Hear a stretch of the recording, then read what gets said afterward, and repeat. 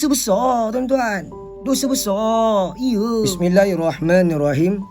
Tuan-tuan, puan-puan, isu berkenaan dengan penghinaan bagi ulama ataupun orang yang berilmu, cikgu dan sebagainya masih ada lagi kan? Betul tak? Semalam saya ada baca satu komen yang dia ni bagi kata-kata kesat. Dia maki hamun apa tah kepada satu ulama tersebut. Allahu Akbar, subhanallah, walhamdulillah, wala ilaha illallah, Allahu Akbar.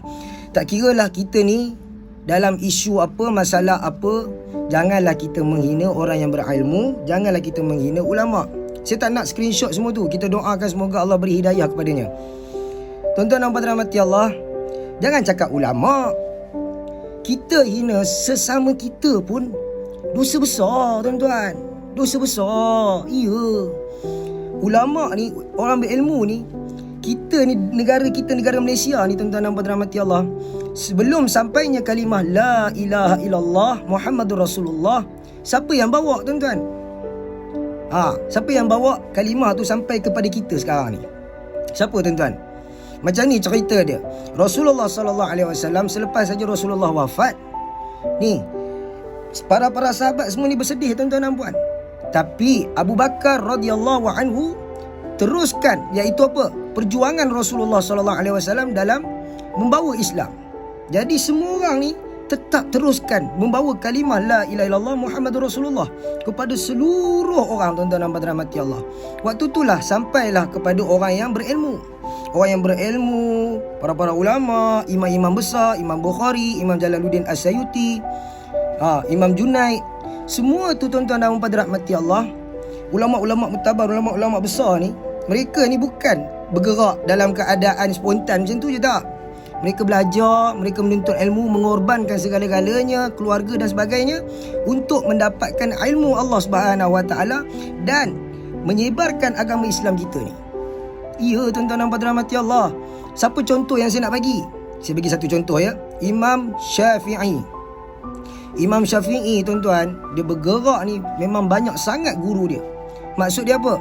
Dia pergi ke satu tempat seorang dia tuan-tuan dan puan rahmati Allah, dalam keadaan dengan satu tekad, dalam keadaan dengan satu keazaman, iaitu apa? Dia berazam untuk menjadi orang yang berilmu. Dia berazam untuk kumpul ilmu-ilmu dia. Dan sampai sekarang ni kita mengguna mazhab Imam Asy-Syafi'i, iaitu mazhab yang memudahkan kita ataupun mencantikkan kita daripada segi ibadah tuan-tuan dan puan rahmati Allah, mencantikkan lagi ibadah kita. Gitu ceritanya. Jadi ulama-ulama ni lah yang bawa kalimah La ilaha illallah Muhammadur Rasulullah ke negara Malaysia kita ni. Sampai saja orang duk hina. Tu biasalah tuan-tuan dan puan. Pasal penghinaan ni sebenarnya biasalah. Rasulullah pun dihina oleh Abu Jahal dan Abu Lahab. Jadi ini satu hadis Nabi Muhammad SAW yang saya bagi tahu tadi tu.